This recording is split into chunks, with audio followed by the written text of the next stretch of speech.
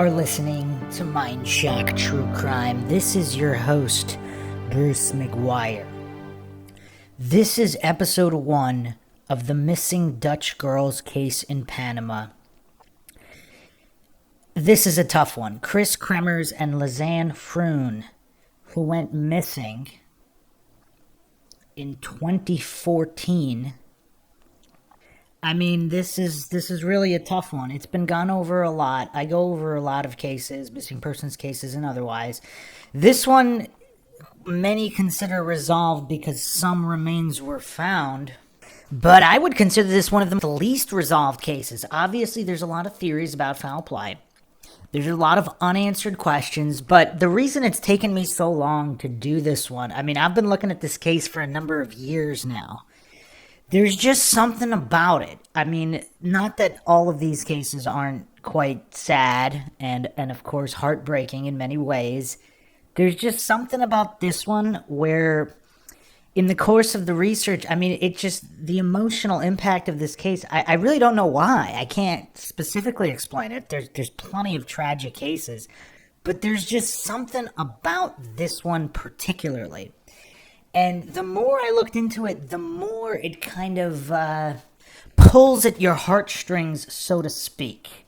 I mean, I kind of try to go through cold, hard logic on a lot of these cases, but these are human beings, and it's tough. Certain cases are tougher than others, and this is actually one of the toughest, just for me personally, that I've looked at. So it will be a multi-parter. I mean, there's so much to go over. All the other podcasts and documentaries I've looked at, they haven't really gone over everything available because there really is so much information available. I really don't understand why this case is not definitively solved. I mean, there are even people out there that don't know that some of the remains were actually found with several other individuals' remains. Now, that doesn't mean there's a serial killer on the loose, but just local rumors about gangs. I mean, obviously the tour guide is an issue, and I'll go over some of my main issues after I go through the initial outline. Obviously, there's evidence from the phone camera, from the digital camera and their phones, their cell phones. There's so much evidence regarding their activity, but at the same time, there's a lot of things that are not corroborated, including their movements. Their movements have not even been definitively corroborated. Some allege for up to 48 hours before the alleged disappearance occurred. And the other issue, too, is technically they're stated as having disappeared April 1st, 2014. Now, I'm not going to go into any of the occult for April 1st now, but that's the date that's listed, but there's so much speculation and unverified information that it truly is a mind-shocking case, really. And for me, it's just one that has, for whatever reason, has some of the most emotional impact. So it's taken me a lot of time to put this together, which will, of course, be the most comprehensive podcast on the case. Mind Shock, of course, we always have the most logical analyses, the most exhaustive and comprehensive examinations of all cases here. If you want to help support the podcast, you can donate to our PayPal. Just check the link in the description. Help us keep up awareness in unsolved cases, cold cases, missing persons cases, and wrongful convictions. Make sure you subscribe to the channel, hit that bell for notifications. If they're not showing up, just like and comment on more videos. That's how the YouTube algorithm works. You could also become a YouTube member right here on YouTube. Help support the channel that way. Like and share Twitter, Facebook, Reddit, Patreon. Questions, comments, theories, thoughts, suggestions, or rebuttals, debunkings of any kind, leave them in the comment section. So, to open this up, episode 1, Into the Jungle. I will just go through the Wikipedia real quick for those that are not familiar with the case, and then we will get into all the details that, for whatever reason, nobody else is covering. So, KRIS KREMERS and LISANNE FROON were Dutch students who disappeared on April 1st, 2014, while hiking the El Pianista Trail in Panama. After an extensive search, portions of their bodies were found a few months later. Their cause of death could not be determined definitively.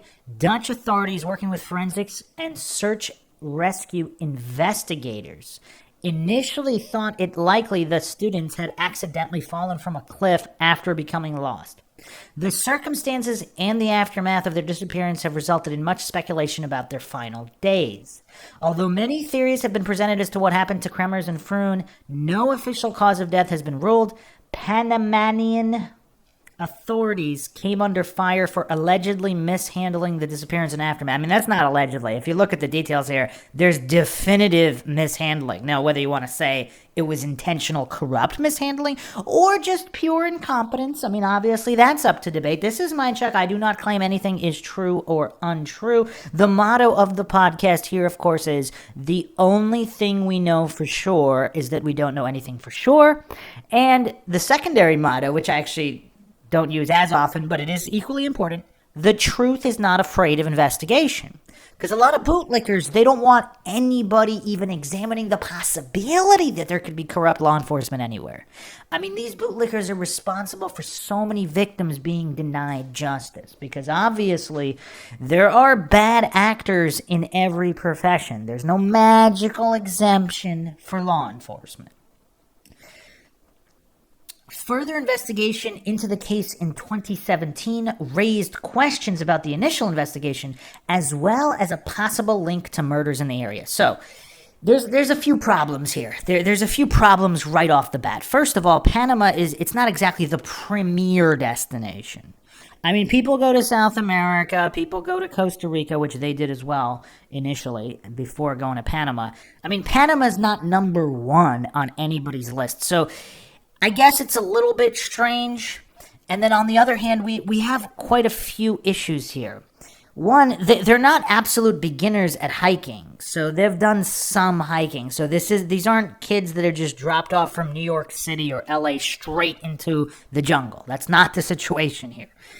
So including their parents who walked the trail, I mean, there's a lot of people that are adamant that they would not have become lost. I'm going to go into one of my theories, which involves a disagreement between the girls and the evidence for it, where they possibly might have separated, and that made them easier prey for bad actors. And people don't really talk about this theory, but it's literally like the only thing that could make it even more heartbreaking. I mean, this is just, again, this is one of these cases where it's just heartbreak after heartbreak. I mean, already it's one of the most emotional, heartbreaking cases I've ever seen. And on top of that, if they had a disagreement, I mean, how sad is it? I mean, this actually isn't a new thing where even mothers or fathers, they have a disagreement with their own children, the child runs away and dies either accidentally or met with foul play or just disappears forever. And then that weighs on the parent because there was a disagreement there. Now, in this case, I'm not necessarily alleging, again, I don't have 100% definitive evidence. I don't claim anything is true or untrue. If this theory where they did separate, they might have actually met up again after they separated, or what would be even more heartbreaking if one of them was deceased by the time the other found them or reconnected with them. So the other issue we have, of course, is locally. I mean, how seriously do locals in this little village take murders in the area? So in a lot of these countries, these non-first world countries, without a lot of infrastructure, without large experienced police forces, they don't necessarily spend a lot of resources. And that's some of the criticism that comes in this case as well. I mean, Dutch authorities and even locals assisting with the search and rescue have said that the Panama authorities actually only made a show of it. They only had people out searching whenever the Dutch authorities or the girl's parents were in town. And as soon as they left, they completely abandoned the case and did nothing. And then when they came back, it was the whole show again. So this is why there's so many issues with this case, and we're just scratching the surface here. I didn't even finish the outline, but I just wanted to point that out first for the people who think that, for maybe people that are new to Mind Shock, they think I'm just going to go over the same old stuff. This is going to be comprehensive and exhaustive. I leave no stone unturned, no theory unexamined, no matter how ludicrous it might appear. We don't fall for logical fallacies here, certainly not appeal to incredulity to logical fallacies. If someone says they think the girls were abducted by aliens, if there's actually something legitimate to it, I mean, I'll read their theory on it. I mean, if there's something substantial there, I haven't seen anything in the area of that. I haven't seen evidence for Bigfoot here. But if something is presented, if there's a theory that's logically presented, I will read it. I will go over it. So, yeah, there's the prevailing local rumor theory is that apparently there was a gang involved. And so let's finish the outline here. Background: KRIS KREMERS, age 21, and LISANNE FROON, age 22, both grew up in Amersfoort, Utrecht, in the Netherlands. Kremers was described as an open, creative, and responsible individual, while Froon was described as aspiring, optimistic, intelligent, and a passionate volleyball player. Kremers had just completed her studies in cultural social education, specializing in art education at the University of Utrecht from Deventer. Froon had graduated with a degree in applied psychology. And the other nuance we have to look at here is, I mean, these girls are obviously not these best friends that are identical in everything they do. I mean, they have different personalities, different interests. So I don't know about other people. I think that may have played a role in what happened here. And I will go over the evidence of such. I mean, there's journal entries. I mean, again, like I said, it's just like heartbreak on top of heartbreak for anybody that actually does a deep dive into this case. It's tough. It's been one of the toughest for me, for certain. Only a few weeks prior to leaving for Panama, Froon had moved in with Kremers in a dorm room in Amersfoort, and they worked together at the cafe restaurant called In den Kleinen Hap. They both saved up money for 6 months and planned to go to Panama together on a special 6-week vacation, hoping to learn Spanish and to do something of significance for the locals, particularly volunteering with children. The trip was also supposed to be a graduation present for Froon. So again, just another layer of heartbreak here. These aren't party girls looking to go party or just party. I mean, they want to help the locals and volunteer with children. I mean, these are the absolute last people. When you think of people that obviously nobody deserves to be met foul play unless they're some kind of violent criminal who harms people. I mean, I don't know if I would say they'd be undeserving. I mean, when a serial killer gets killed by another serial killer, I mean, we're going to cry about it. But I mean, I don't know. But just these people, I mean, when you look, obviously their photos, but just in general, their motivations here. These aren't like, even if they did just want to go party and go clubbing in foreign countries, obviously they wouldn't deserve to be met with foul play or any kind of criminal act in any way. I'm just saying it makes it kind of sadder that they're specifically trying to volunteer and help here. Disappearance. Kremers and Froon arrived in Panama on March 15th, 2014. They toured the country for 2 weeks before arriving in Boquete, Chiriquí on March 29th to live with a local family for a month while volunteering with children. On April 1st, around 11 a.m., and this is all, by the way, disputed. It's listed as fact, but as we get into it, there might be issues here, either mistakes made by cab drivers or intentional obfuscations. They went hiking near the clouded forests that surrounded the Baru volcano on the El Pianista Trail not far from Boquete. Some sources say they took with them a dog that belonged to the owners of the El Pianista restaurant. This has not been confirmed. The women wrote on Facebook that they intended to walk around Boquete, and it was reported that they had been seen having brunch with 2 young Dutchmen before embarking on the trail. Okay, so obviously a lot of issues here. I think these, according to certain sources, they have been identified, and we'll get into that. There's also, I'm going to drop the mind shock here. Let's not wait too long, because I don't know how long this episode is going to be.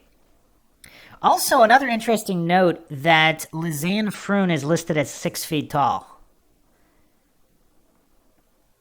KRIS KREMERS, 5'6". So LISANNE was 6 feet tall. I don't know, just that kind of stood out to me. It's 6 foot tall women are not exactly common. Although in the Netherlands or Sweden, I mean, some of these supermodels are, but that's just the supermodels. I mean, the average girls are shorter. I don't know if they're as short as in the rest of the world, but, I mean, 6 feet would stand out with certainty in Panama. So, not to mention they're clearly not locals. So, a number of issues here. I'm going to drop this mind shock, and there's a lot of evidence here too. I'm going to drop the theory that perhaps they were not abducted from the trail, but they were abducted from their room. And I will get into that later. We just have to look at all these possibilities. Now, obviously, statistically, women are harmed by those known to them, but technically, these two young Dutchmen would be known to them, but so would the tour guide, and we're going to get into what I consider one of the most critical factors in this case that I also have not seen anybody talk about. So, apparently, there's a connection between the tour guide, the school where they're supposed to volunteer, and even the family they're staying with, because it was common for that tour guide to give tours to people that stay there. And if there's a connection there to the school as well, we have a triangle here. That would mean that the taxi or the tour guide would have known their movements, and to a certain extent, so would the family they were staying with and possibly the school. What is going on here? I'll be getting into this a little bit more later. But I just wanted to lay the foundation there for what nobody is talking about, this huge coincidence stack. I mean, in any other case where a tour guide had access, knew exactly where the clients who went missing were staying and what they were doing. And, of course, the school is also, for me, is one of the number one question marks. But this whole triangle is a question mark. And I think it might be what could really get to the bottom of all of this. And so let's continue here. So they wrote on Facebook they intended to walk around Boquete. It was reported they had been seen having brunch with two young Dutchmen before embarking on the trail. So we have a last-minute change of plans. Not exactly that out of the ordinary, but when you combine that with the taxi driver possibly not knowing the timeline or intentionally giving a wrong timeline, some people allege the photos are not even from that day due to the sky. But again, the cloud conditions can change pretty quickly, so that's not definitive proof. But again, this is mind shock. We can't just assume something is true just because someone said it was. Let's continue here. Some sources claim the owners of the restaurant became alarmed when their dog returned home that night without Kremers and Froon. Froon's parents stopped receiving text messages, which both women had been sending to their families daily. On the morning of April 2nd, the women missed an appointment with a local guide. On April 6th, their parents arrived in Panama along with police, dog units, and detectives from the Netherlands to conduct a full-scale search of the forests for 10 days. The parents offered a $30,000 reward for any information leading to the whereabouts of Kremers and Froon. Now, I'm sorry, but I have to give just a parallel example here with the Maura Murray case. So Maura Murray disappears either in the same state or one state over, allegedly, in New Hampshire from Massachusetts. And her boyfriend's parents are en route a third of the way of the country from a possible DUI walkaway. Here, we have women in a foreign country going missing. And the parents arrive 5 days later. Interesting. Just to compare cases. Just interesting is all I'll say there. Okay. So the parents, so there was a full-scale search of the forests for 10 days. The parents offered a $30,000 reward for any info leading to the whereabouts of Kremers and Froon. Now, this is another weird thing.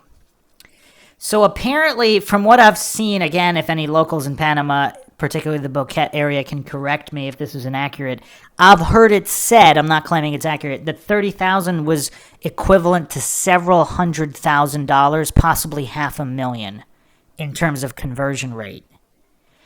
So in the U.S., a huge problem is in a lot of these missing persons cases, the rewards are like $10,000 or even $50,000.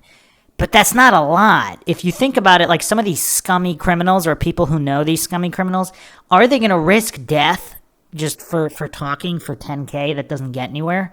Now if would you risk death for squealing for like $500,000? I mean, more people might do that, right? So it's kind of weird. It's kind of weird because this is supposedly a huge reward for that area. And nobody, well, okay, maybe people did talk, so I'm going to get into that. But on the record, officially, nobody talked. So let's continue here. The discovery of the backpack. 10 weeks later, June 14th, a local woman turned in Froon's blue backpack, which she reported finding by a riverbank near her village of Alto Romero in the Bocas del Toro province. The backpack contained 2 pairs of sunglasses, $83 US in cash, Froon's passport, a water bottle, Froon's camera, 2 bras, and the women's phones in good condition. The women's phones showed that around 6 hours into their hike, someone dialed 112, the international emergency number in use in the European Union, and 911, the emergency number in Panama. So that's interesting. I also like the phrasing here, someone dialed. Because in a lot of these other cases, I mean, it's just assumed that the owner of the phone was dialing, but let's assume nothing. Let's be logical, objective, neutral. So that is curious. That is curious. The first distress call was made by KREMERS iPhone 4 at 4:39 p.m. Shortly after that, another attempt was made from Froon's Samsung Galaxy S3 at 4:51 p.m. None of the calls got through due to lack of reception in the area. None of the subsequent call attempts ever managed to go through. On April 4th, Froon's phone battery became exhausted after 5, and the phone was never used again. Not 5 p.m., 0500, so that'd be 5 a.m., and the phone was never used again. KREMERS' iPhone would not make any more calls either, but was intermittently turned on to search for reception. Between April 5th and 11th, the iPhone was turned on multiple times, but without ever entering the correct PIN code. Either no PIN or a wrong PIN was entered. On April 11th, the phone was turned on at 10:51 a.m. and was turned off for the last time at 11:56 a.m. So just to encompass all of this, I mean, this is just a weird case for so many different reasons. But some allege that if there were kidnappers and bad actors that harmed them or delivered them to someone else to be harmed, that they were faking these calls to make it look like these girls were still alive and in distress. It's tough because we'll also examine whether they knew each other's PIN codes. I mean, best friends living with each other and traveling together, would they know each other's PIN codes? I don't know. I guess that's a case-by-case basis kind of thing. I mean, I've seen pretty much the gauntlet run in college where even, you know, some people, everybody knows their passcode of their friend group, not just the people they're living with. And then, of course, plenty of other people are very private. Nobody, literally nobody knows their PIN code, not even their best friend. So I don't know. I don't know what to make of that, or the fact that you don't need a PIN to make an emergency call. But obviously, if it wasn't either one of them and the person didn't know the PIN, then how could they enter it correctly? Furthermore, the other thing I was kind of looking at, if they really were lost and dehydrated, on which day would you no longer remember your PIN or possibly not be able to enter it, but still, I mean, it doesn't really say what they did with the phone. It was turned on multiple times, so you would know, you could turn on the phone, but you might not have the wherewithal to enter the code correctly. I'm not sure. I don't know. I don't know what to make of that. Because April 5th, so if they disappeared on the 1st, they had a water bottle or 2 or however much food.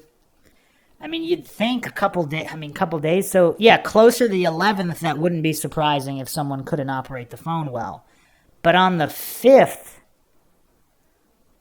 No correct pin was entered as of the 5th. And again, we can't assume, like, did she have the phone earlier, now someone else has the phone, or did they have each other's phones? I don't know. It really, there's so many, the mystery here is just, literally everything is a mystery.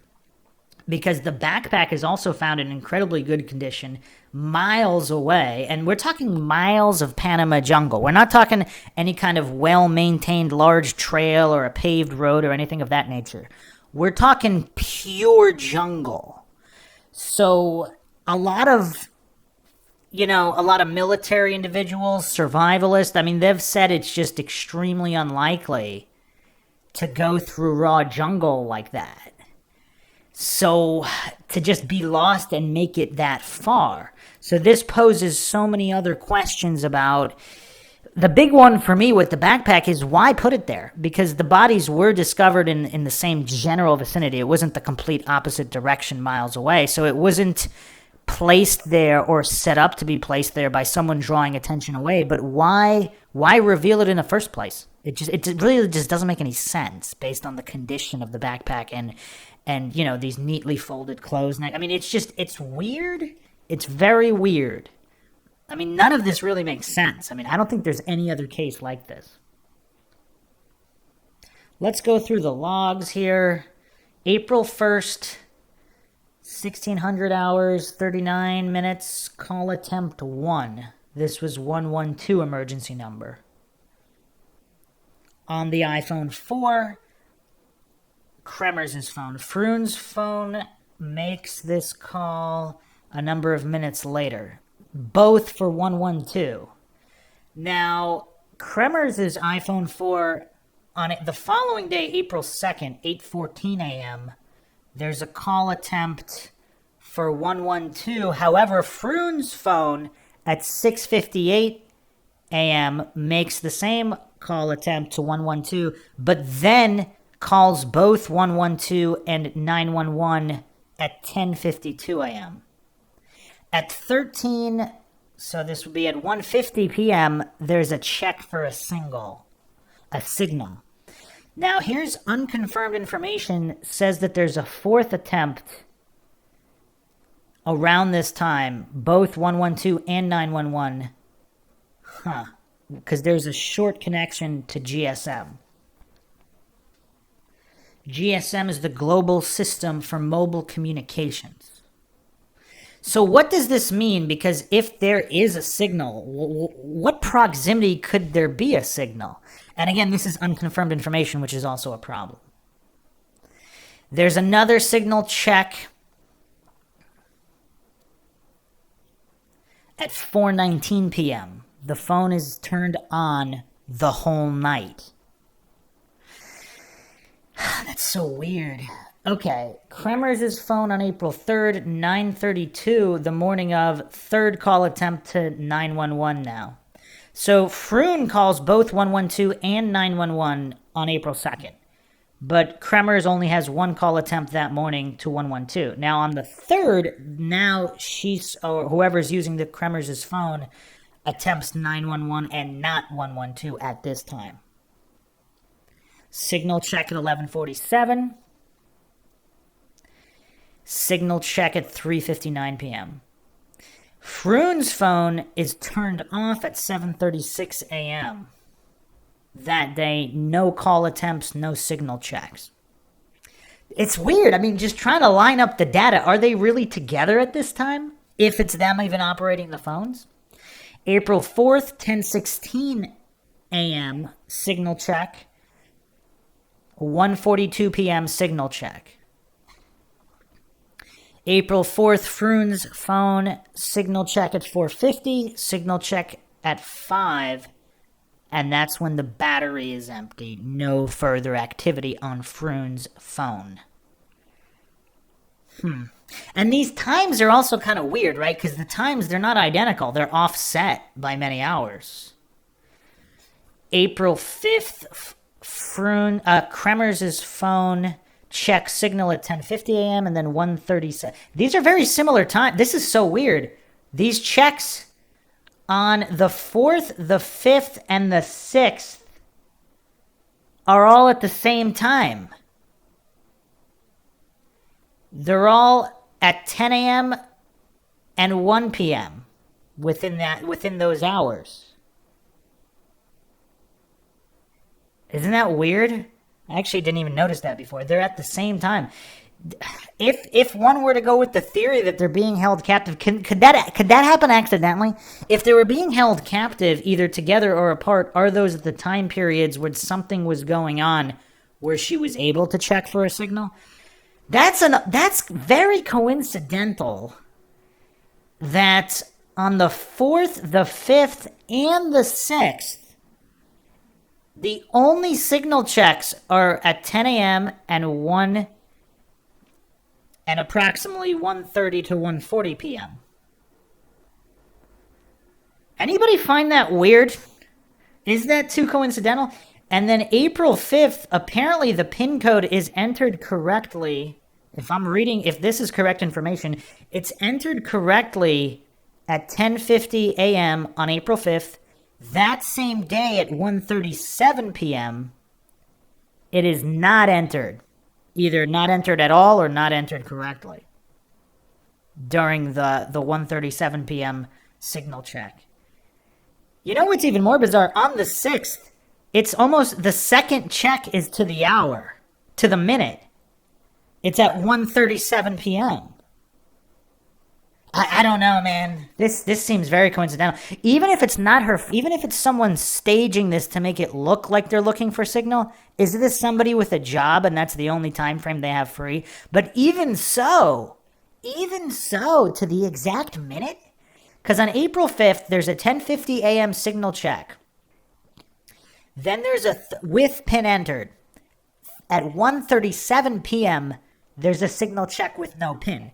The following day, April 6th, 10:26 a.m., so also within the 10 o'clock a.m. hour, there's a signal check with no PIN. And then at 1:37 p.m., the exact time to the minute as April 5th, on April 6th, there's another signal check, no PIN entered, or incorrect PIN. Then there's nothing till April 11th, but coincidentally, the hours, the morning hour matches up. 10:51 a.m. there's a signal check with no PIN, and then it's turned off. So it says here 11:56 a.m. It's switched off after an hour and 5 minutes. And then there's no further activity, but there is 22% battery left when it's turned off. What does that mean? Wow. This is definitely the most bizarre phone log comparison I have ever seen. It is very difficult for me to get over this coincidence, regardless whether it's Kremers using the phone, Froon using the phone, or someone staging this using the phone. They just happen to be doing signal checks twice a day for 3 days in a row at the same exact time, almost within an hour, for all the signal checks. The afternoon check on both the 5th and the 6th occurring at the same exact time to the minute of 1 p.m., 1:37 p.m.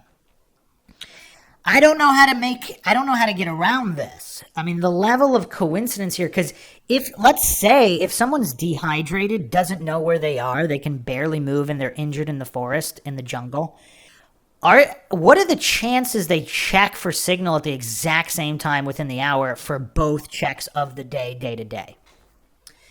Man, that's a tough one. I really, I'm trying to rack my brain figuring this out. I cannot find a satisfactory explanation. Perhaps the closest I can get to is someone trying to frame this, but the issue is, of course, on April 5th, during the 10 a.m. hour, 10:50 a.m. for the signal check, apparently a PIN was entered. But that same afternoon, just a few hours later, at 1:37 p.m., there's no PIN entered. Or wrongly entered. I mean, I don't know what that means. Unless it's still the same individual using the phone, but too exhausted to even attempt to put in a PIN. So but what are the chances the hours line up perfectly?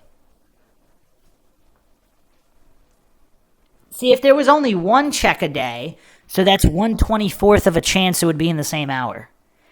Now you're going to check it twice a day within the same hour and the same minute for the second check. I'm not even going to do the statistical calculation on that. I mean, that's astronomical. Out of all the minutes in the day, I mean, that's wow. I mean, I guess if somebody's trying to stage this and they have some kind of job and they're only free during those times, and those are the only times that they can pretend to look for a signal. I mean, I don't know. I cannot adequately explain the time frame here. I just can't do it. Going to Froon's phone. Let's go back to Froon's phone for a second. There's a call attempt for 112 within 12 minutes or so of KREMERS' call. So if something's happening, they're both trying to call with their phones. Or somebody's staging these calls on April 1st. They're staging using both of their cell phones or not. Or they had their phones and they really did try to call for help initially, and then their phones were taking at a later time. So again, let's not fall for false dichotomies. It doesn't have to be either they made all their own calls or they didn't. It could be a combination of both. They possibly could have made the early calls and not or attempts or signal checks and not the later ones. So, yeah, I mean, the timeline here.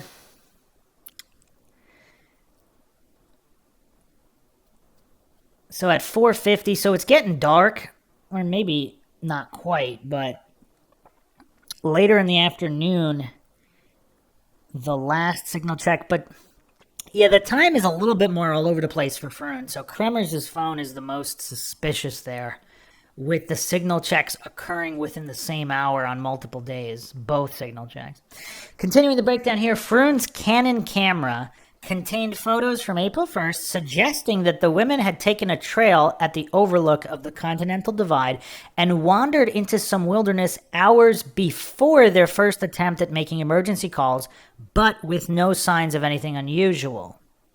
On April 8th, 90 flash photos were taken between 1 and 4 in the morning.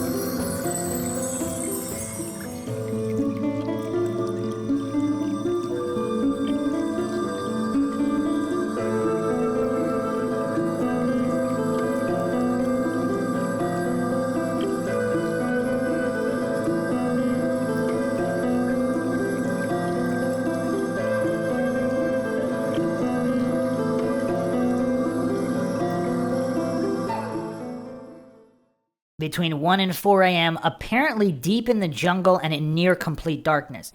A few photos show that they were possibly near a river or a ravine. Some show a twig with plastic bags on top of a rock. Another shows what looks like a backpack strap and a mirror on another rock. And another shows the back of Kremers' head, allegedly. So this is really tough to dissect. Because some people allege if it was really them, if Kremers succumbed to injury and Froon was using her phone, was she trying to make these flashes to try to get somebody's attention to help them? Other people believe that she's trying to somehow tell a story, her last story, and there's some kind of SOS signal laid out on the rock that can be seen from the air. I mean, we'll go back to this. I'm just doing the breakdown. It's very tough to figure this out. I mean, was this really done?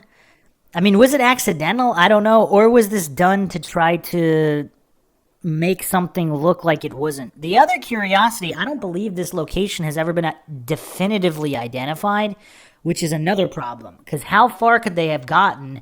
And with all the searches, how can they not even ID an area where photos were taken? I mean, obviously, this is wild jungle we're talking about, and they might not really know the exact location. But if you can kind of deduce from where they started to where the remains were found, where the backpack was found, I mean, if you didn't have any of that information, then obviously it would be close to impossible to find where this was. But where could these have possibly been taken if they were taken using her camera? I mean, there's only so far you can go. I mean, even though on April 8th is the timestamp.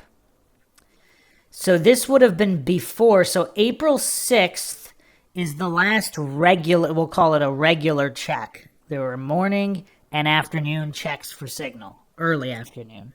Same hours. Up to the 6th. So the 3rd, the 4th, the 5th, the 6th.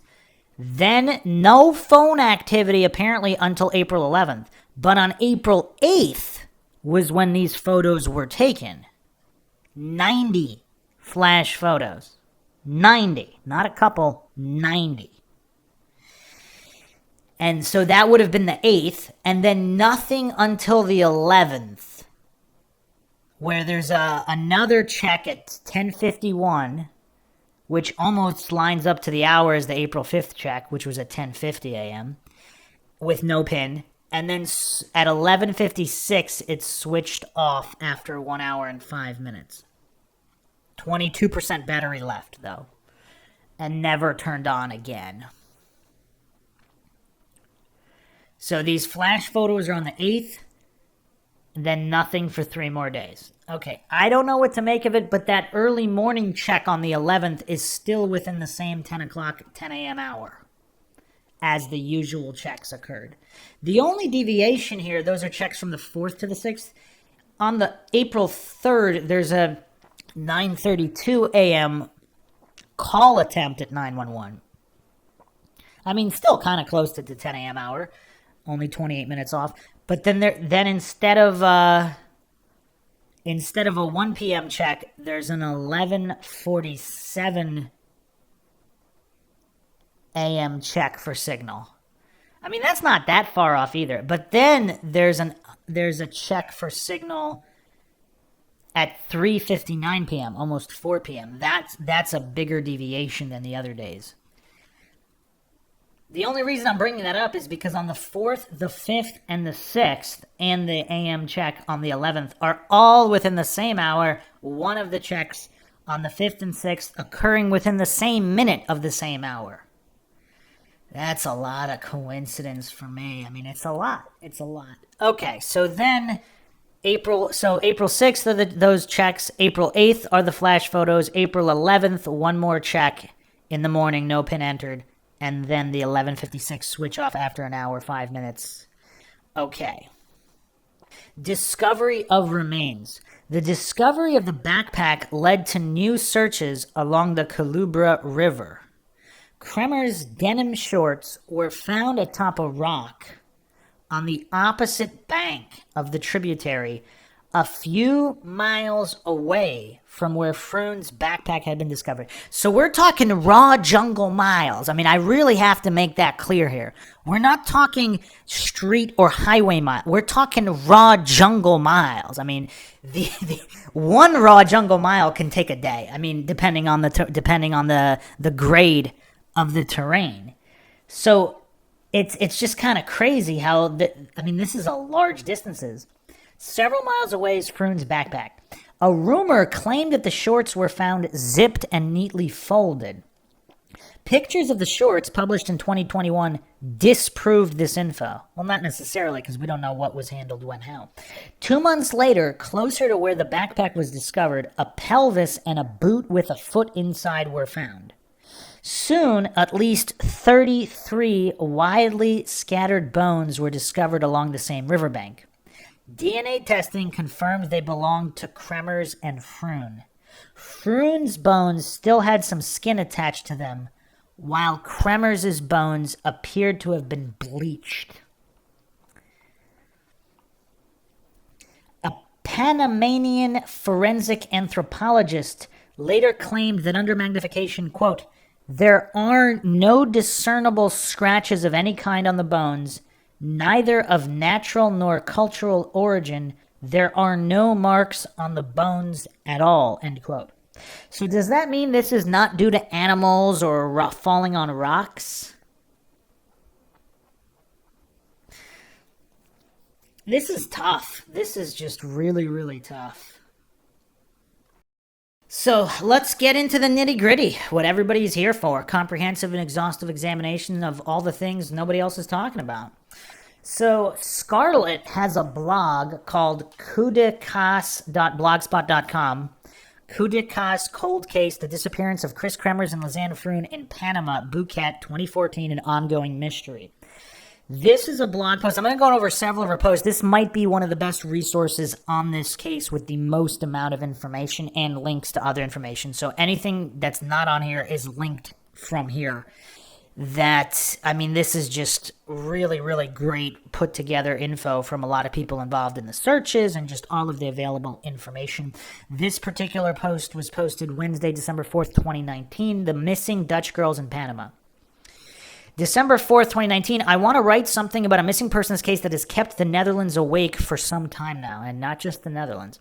It is a relatively old case from 2014, old in quotations, but there has been continuously written about it ever since, including the Daily Beast, where quite a few in-depth investigating articles on this chilling disappearance appeared. I got sucked in so bad again recently that for some time I had nightmares and trouble sleeping and thinking about anything else than what these fellow Dutchies must have gone through.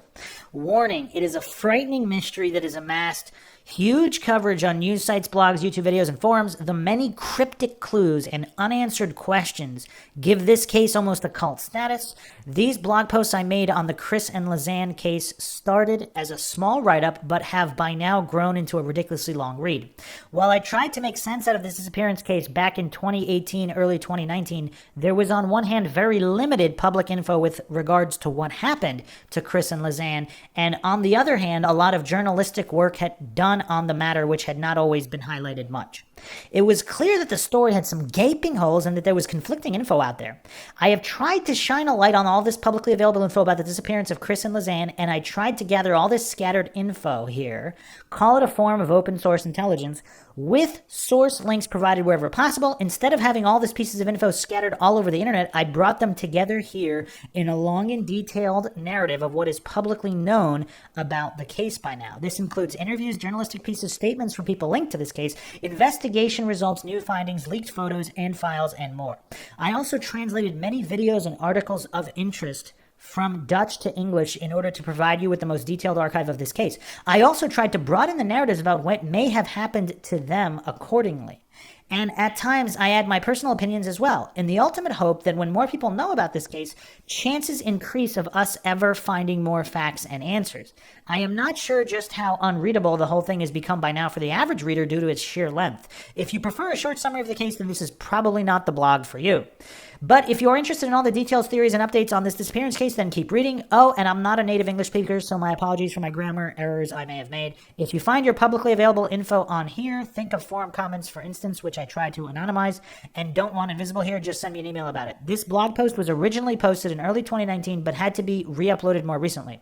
It took me many months to find all the sources, to translate Dutch material, and compose the summarized detailed story here below, based on what is known from publicly available info, including official police info, news articles, and interviews so far.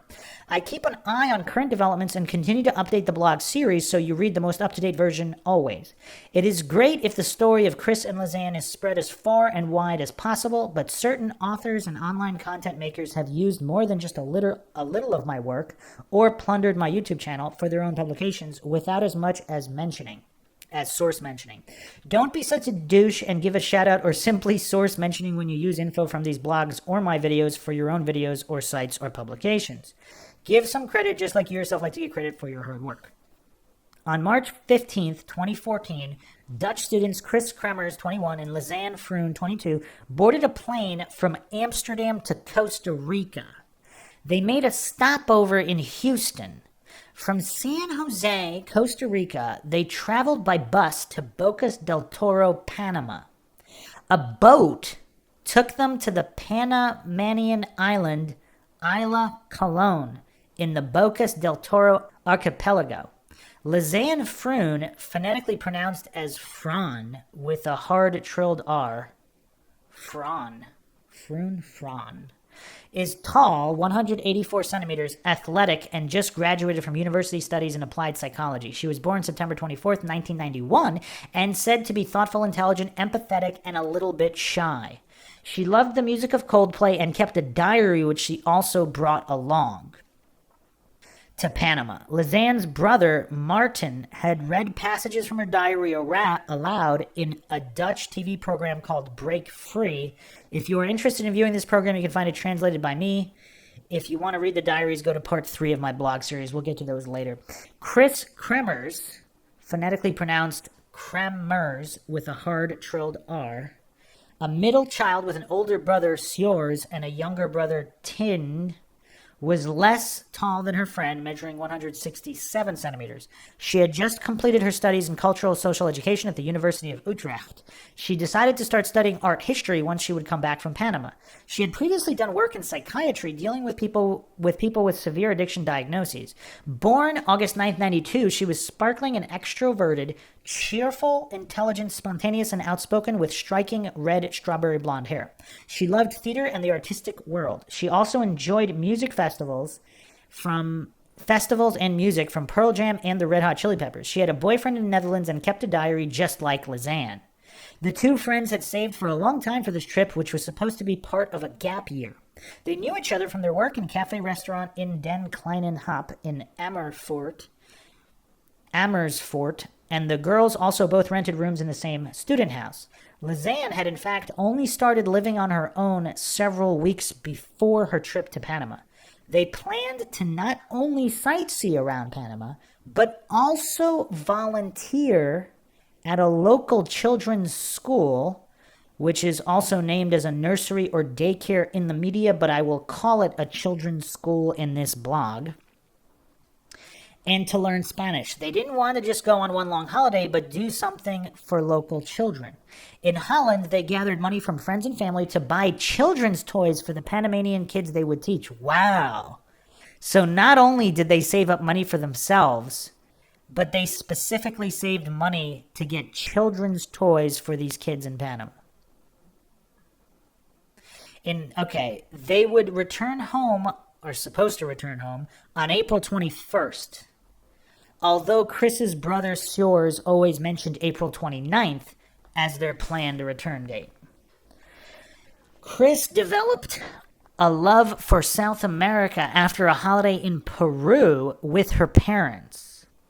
LISANNE had never traveled further than southern Germany with her parents. By the way, I call KRIS and LISANNE often girls in this blog, even though they were young women, of course, but in Dutch we'd call them maiden, which is somewhere in between women and girls. I suppose, and it is a term of endearment for young women. Here I translate it as girls. The girls first visited the island of the coast of Panama and had a good time in Bocas del Toro, learning some Spanish, enjoying the beach, food, drinks, sightseeing, and dancing in the evening.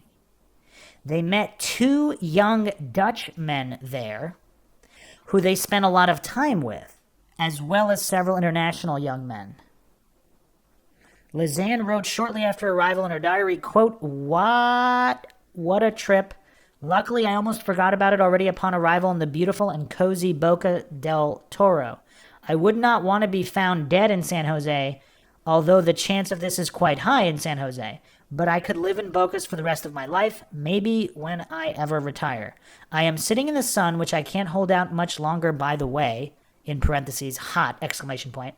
And I take a good look around me at my new accommodation for the next 2 weeks. The heat is already very special, by the way. Even in the shade, I have a feeling that I can still burn alive. But despite this, the sun is actually quite nice. How intensely happy it can make a person. Kittens, stray cats, yes, they are regular customers here. They walk everywhere. Just like mini salamanders, even in the shower. If they manage to keep the spiders away, they actually become my best friends. We have also seen a dolphin, the ultimate enjoyment. Drinking from a coconut, a real one, yes, and getting sunburned. I worked well on my tan. What more do you want? She went on to describe Spanish classes, excursions where they saw dolphins, sloths, and bounty islands, and evenings of eating and drinking and dancing with their new-made friends. KRIS wrote about their travel to Bocas. Quote, the bus trip was an adventure in itself. The bus trip itself went well, but first we had to speed through San Jose by taxi because we had no cash on us. When we got out in Sixaola, we and 2 locals were the only ones left. We had to just figure out for ourselves how to get to the border. The bus driver only spoke Spanish. We were sent one way, and with our backpacks, we really stood out among the locals.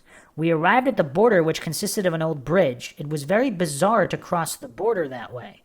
Once on the other side, we arrived at a building where we had to pay money for a sticker on a passport, in quotations. I think we were scammed. When we stood at what real immigration checkpoint, a man approached us and asked if we had to go to Bocas. We were a bit suspicious because we didn't know very well if we could trust him. All the people were in a great hurry because they thought we would not be able to catch the last boat. For this reason, we decided to just jump in the car and hope for a happy ending. You know what's weird? That kind of stands out to me as well. Did that happen when they were supposedly taken by taxi to the trail? Allegedly, if that story is true, on April 1st. And also this shows just these journal entries are available to show that these girls are cognizant of scammers, of potentially deadly and dangerous situations where they could be kidnapped. So it's not like they're completely oblivious to these possibilities. They're literally writing it in their journals. For this reason, we decided to just jump in the car and hope for a happy ending, and it came. After a hellish ride where the driver was driving so fast that I didn't even dare to look, we arrived at a small stepping stone for the boat to Bocas. After about half an hour, we finally arrived. When KRIS and Lisanne arrived in Boquete 2 weeks later, on March 29th, a city close to the western border of the country with around 19,000 inhabitants. It's not that small, huh? It's, kind of small, but not super small. It soon after turned out that their appointments had changed. Staff of the children's school, Aura, Gardaria Aura, told them that they could not work there that week as planned. So this is one of the first major red flags I see. Because, again, if there's a connection between the school, where they're staying with the family, and the tour guide, and possibly even the taxi driver, who knows, if they all know their movements and locations, again, I'm not saying this happened in any way. I'm just saying if there was some kind of a setup. Supposedly this Aura character was interviewed and investigated, but who knows how well. And I haven't seen a real reason why they couldn't work or volunteer there as planned that week. But that certainly set off the events. Like this is technically the inciting incident, right? This set off all of the following events. The head of the children's school had other things to do elsewhere, and they had no time or place for them, despite earlier made agreements. So apparently this was all confirmed previously. So what things were there to do elsewhere? I mean, that's so vague. I mean, is there a real legitimate reason? Maybe there is, but I haven't seen it cited. The head of the school also complained later that she could hardly understand the girls as they spoke no Spanish. So is that really the real reason? But wouldn't it have been determined earlier whether they needed to know Spanish or not to work there? And was that the real reason? Because we're about to get into that they were supposedly rescheduled for later. Why would, unless that was just to blow them off. But if they truly were rescheduled for a later week, how could that be if Spanish truly was the requirement? So if that was the reason they were turned away, I mean, I don't know. Or did she just kind of make that up? So again, just reading the blog here, they did understand her, however, when she made it clear to them that she, quote, needed no volunteers, end quote. KRIS and LISANNE were sent away. All their preparations had been for nothing, and all their plans went down the drain at that moment. Especially LISANNE did not take this setback well, as they planned everything meticulously at home with the help of the travel agency they used called Het Ander Reizen, roughly translated as a different type of traveling. Hans Kremers, KRIS's father, also stated in a Dutch talk show that the staff from the Spanish language school in Boquete, who had helped to organize the volunteer work, so they were the school itself were the ones who wanted volunteers, had even sent a confirmation email on Friday 3 days before they were supposed to start their volunteer work. So this is curious, because when I went through this before, I was assuming it was like a last-second thing where things changed, so they had possibly made the plans weeks earlier, and it was just poor planning. Here, apparently, KRIS's father, I don't know if this has been backed up, but he's stating that there was a confirmation email just 3 days before, confirming their start on the Monday. But the reality was that LISANNE texted her parents that day, quote, "We have been sent away. I am really very disappointed," end quote. A few hours later, LISANNE texted her mother, Diney, that they were trying to find another spot for them to do volunteer work and that they would go for that. Meanwhile, this is kind of weird. So the school was trying to find another spot. So they were like, well, we don't want you guys, but maybe we can find somewhere else for you to go. This is all very weird. I mean, what was the volunteer work working with children? I mean, what was it, though? Is it just helping out extremely young children? I mean, why wouldn't they just let them do that if that's what this was about? I mean, I don't know. Meanwhile, the girls stayed with a local host family in Alto Boquete, which is situated south of Boquete, for 4 weeks. Miriam Guerra often houses international students and had a room for the girls in the main house. Miriam described the girls as smart and shy. In this local newspaper article, she also stated that the girls were restless. It's an interesting, that's an interesting choice word. Restless. This was in an article in PanamaAmerica.com.pa.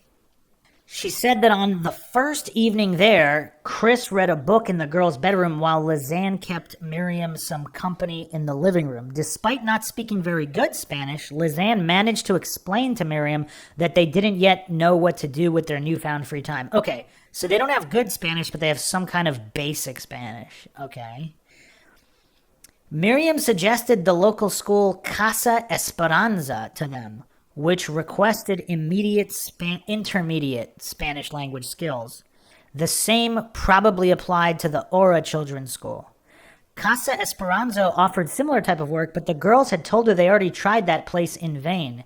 Miriam also recalled to a Dutch newspaper that LISANNE had coughed a lot as she was asthmatic. This is another detail that I don't know that is mentioned, but it seems to be very critical in figuring out a lot of these things.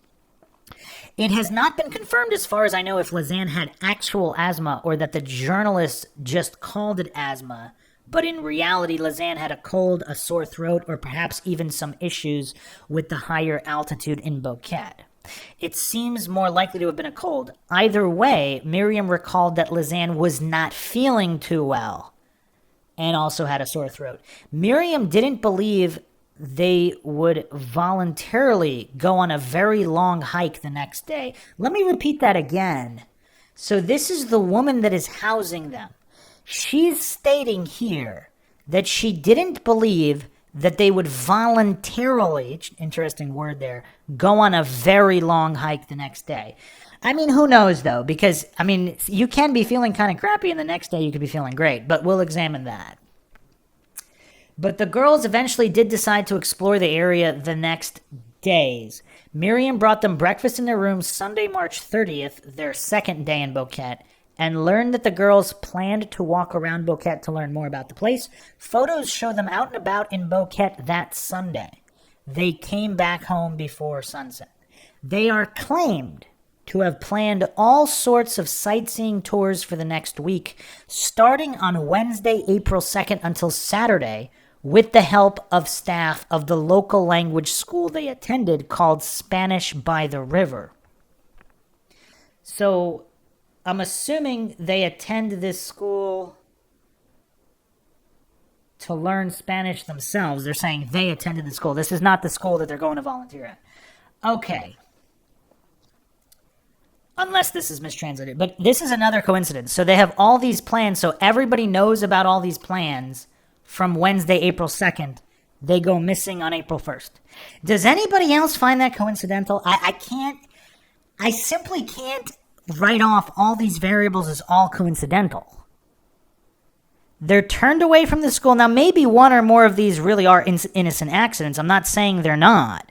I'm saying these variables seem to be critical in figuring out what happened.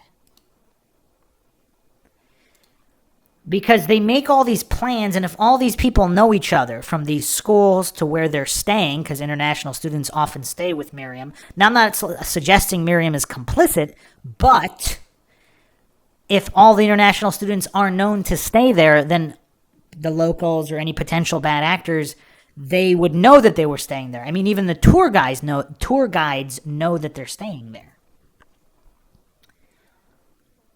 This Dutch, they claim to have planned all sorts of stuff with the help of the staff of the local language school they attended. So the staff at the Spanish by the River school that they attended helped them set up all these sightseeing tours. This Dutch-run Spanish school, so it's Dutch-run, so I mean, I guess that would lessen the chance that they would set them up, although that doesn't mean a rogue employee wouldn't do them. Has multiple locations, including one in Bocas del Toro called Spanish by the Sea and one near Boquete called Spanish by the River. In fact, this location was situated only a few houses from Miriam's place, so it's only a few houses down from Miriam's place in Alto Boquete, and KRIS and LISANNE dropped in there many times, also to check things on the school's computers and use their Wi-Fi. When replacement volunteer work proved difficult to arrange for the first week of April, the girls showed interest in local day tours, such as climbing the local volcano and visiting a local coffee plantation and a strawberry farm. But for Tuesday, they had nothing planned yet, perhaps to save money because hiring a guide in Boquete can cost up to $35 or $45. In this article, it is said by a local tour guide that he charged $25 per tourist for a tour on the trails around Boquete. It doesn't seem that crazy if it's like a multi-hour tour. Okay, so again, is this all coincidental? The school that they go to learn, this Dutch-run school with computers, Wi-Fi, etc., that helped them set up everything, it's only a few houses down from where they are staying. On Tuesday, April 1st, 2014, they set out on a hike so they're turned away the day before. So they're turned away Monday, so the next day, and they make plans for Tuesday, official guided tour plans for Tuesday. So on April 1st, and supposedly LISANNE might not have been feeling good.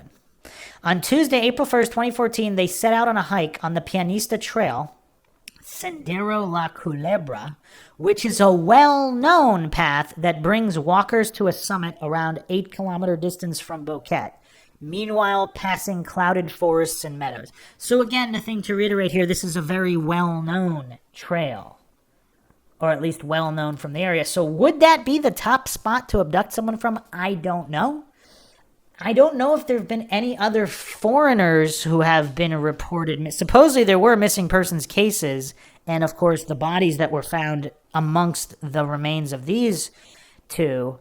So did they prey on locals? I'm not aware of internationals that have been preyed upon. Haven't seen that. If anybody does know that was confirmed, but there were supposedly missing locals as well, but not internationals, as far as I can see here. Here you can see a post from a hiker who made beautiful photos on this trail to get an impression of its beauty. Here's a video of people walking the trail.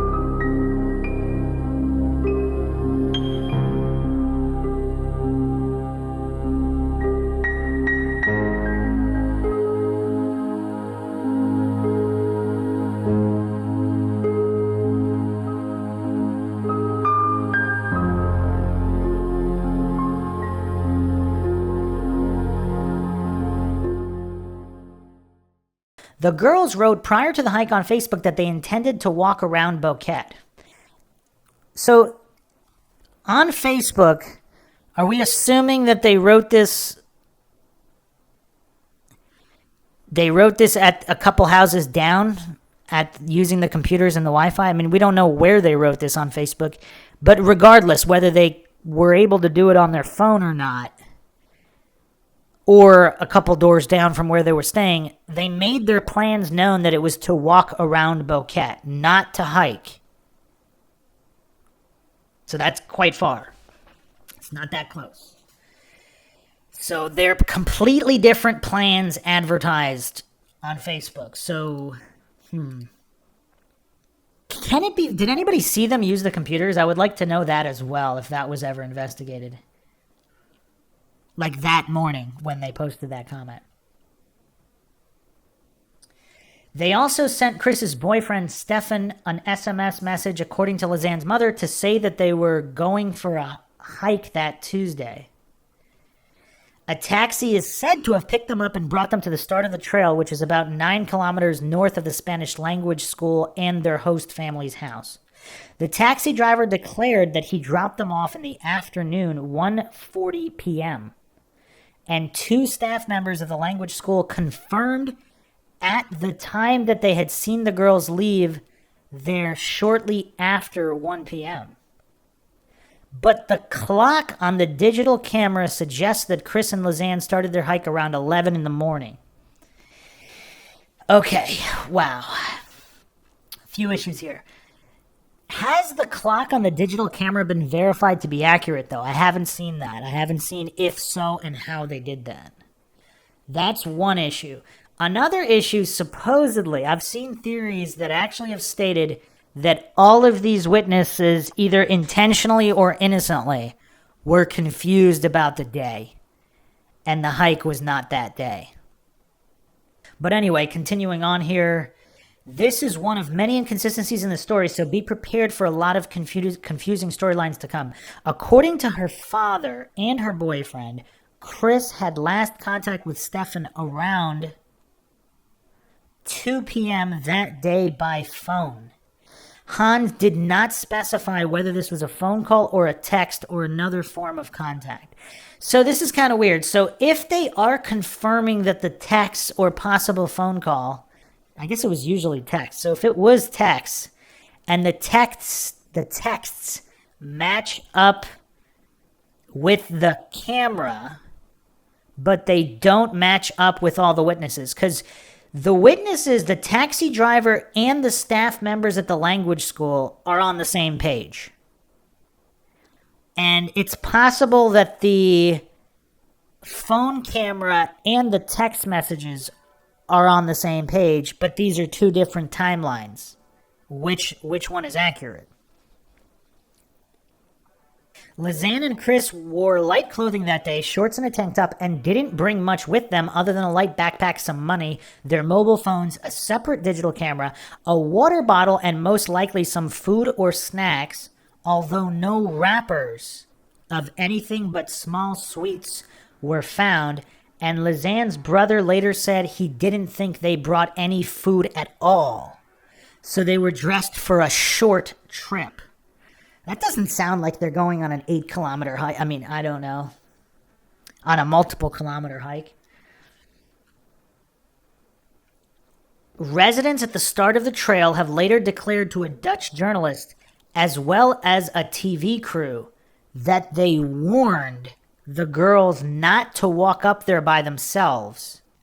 And the same had been told to them during an introduction talk by one of the school staff members. Has that been verified, though? Residents at the start of the trail. What does residents mean? People that live right next to the start of the trail? Huh.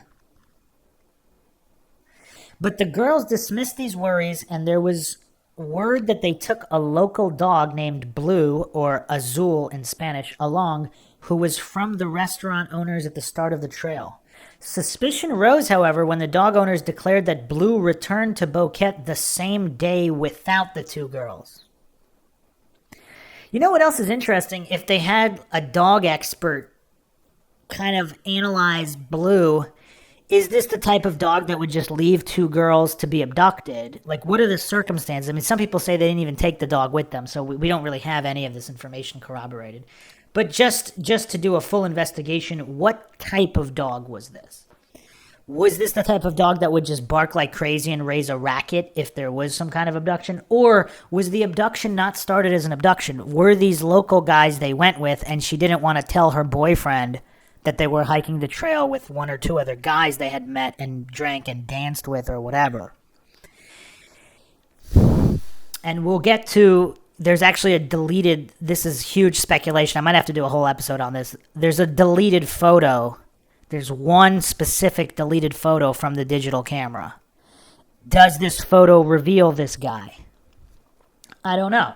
But if it was a Dutch guy or some other foreign guy that they were hanging out with, did he have some kind of dark plans for them so it didn't start out as an abduction? So everything's happy, and then something at some point in the hike, they realize something is wrong.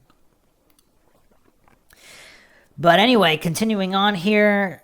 Okay, the host family is said to have searched the area surrounding their home once they realized that their guests had not come back in the evening but found no signs of the girls. Giving them the benefit of the doubt, the host family decided they would wait until morning to continue their search. But in another interview, the host mother said she was simply unaware that the girls were not home on Wednesday morning, and said she left them breakfast before going to work, thinking they were sleeping in. It is often hard to be sure which version of a story found in the media is correct, especially when people provide different details in different interviews. Yeah, this is a huge problem.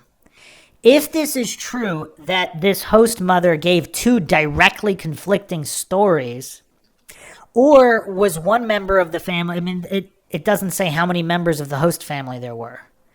Is it possible one member knew they weren't home and the host mother didn't? But I don't know. There's a theory that they might have not went on the hike, or if they did return. And something happened in their room. And whoever did something to them staged it and set up these photos from a different day and all of that to make it look like they went missing on the actual hike. Obviously, a number of people would have to be in on this for this to be true. But again, we're talking... I mean, it's not like this is unheard of even in first world countries of a setup like this. But in this small town village, I mean, who knows how many people could be intimidated by gang members or whatnot.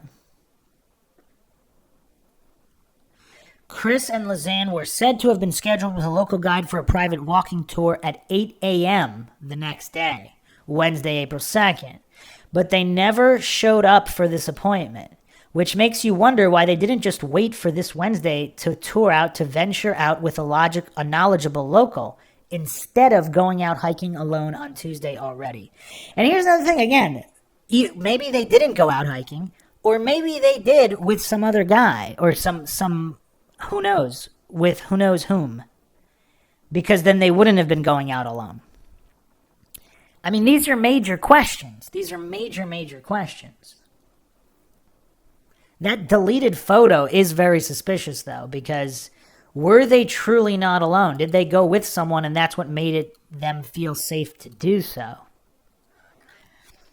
I mean, I definitely think the locals, not that they know more, but there's definitely locals who suspect. I think there's a lot of local theories, and they suspect what happened, and their suspicions might be accurate. I mean, just looking at some of these photos on this blog, like of these girls at the airport just so happy and excited to be traveling. I mean, this is what makes it so tough to get through this case. There's just something haunting about this case. I guess that's the best word to describe it. This is just such an extremely haunting case. And it would be just that much more haunting if it really was some kind of setup situation involving locals and law enforcement. Not that law enforcement was directly complicit, but if they knew of a gang or whatever, family members in a gang, they're not going to actively try to solve this thing. It was at this point that the tour guide went to look for the girls at the house of the nearby host family. And later that day, in the early evening, he and a staff member from the language school contacted the authorities and the girls' families. The next morning, Thursday, April 3rd, authorities are said to have conducted an aerial search of the forest as well as a foot search with the help of local residents. Scroll down here for a follow-up blog post for detailed timeline that chronicles all the Cineproc search activities. We'll get to that later. So, red flag here. So if this is just a regular tour guide, would he really contact the authorities, though? He and a staff member from the language school contacted the authorities.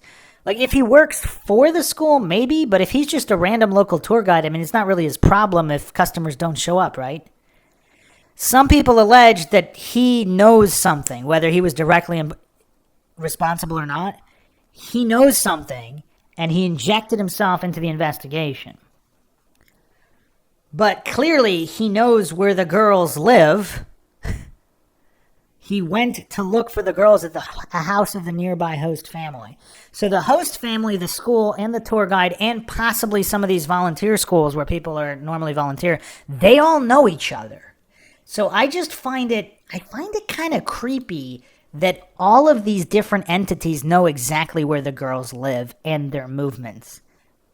I just find that weird. I just can't write that off as that doesn't count. That's completely nothing. Because if somebody wanted to harm them, I mean, they have all this information about where they are and where they're going. The families of both KRIS and LISANNE hadn't heard from their daughters since April 1st. Before that date, the girls had regularly contacted their parents and updated them through calls, WhatsApp messages, SMS text messages, and Skype. KRIS had last sent an SMS message to her boyfriend, Stefan, saying that they were going to hike that Tuesday. KRIS's mother, Roly, had sent her a message on Wednesday, but it had been left unanswered. KRIS normally responded quick, within an hour, but now she remained silent. Chris's father, Hans Kremers, said that they sent another message to Kris on Wednesday evening, April 2nd, asking if all was okay and if she could contact them, but again, they heard nothing. Hans Kremers characterizes his daughter and her friend as responsible, down-to-earth girls who do not easily run into trouble. If they deviated from their plans, they always let their parents know. And he described them as serious and punctual. Quote, they would never go away for that long without letting us know, end quote. Lisanne's mother told in this talk show interview that after the girls found out on Monday, March 31st, that they had to fill up their time in Boquete because their volunteer work had been delayed, Lisanne had sent her mother a last WhatsApp message saying that they had visited a masseuse. But she added, Mum, she is a Dutch massage lady, a masseuse called Sigrid. The massage took place at Sigrid's home in Boquete. Lisanne would never go to some creepy dark place as she had to feel it was right. Denny later said about her daughter, and Lisanne's father, Peter, had said on TV that the pair would not have just gone out for the night without informing their parents at home about it.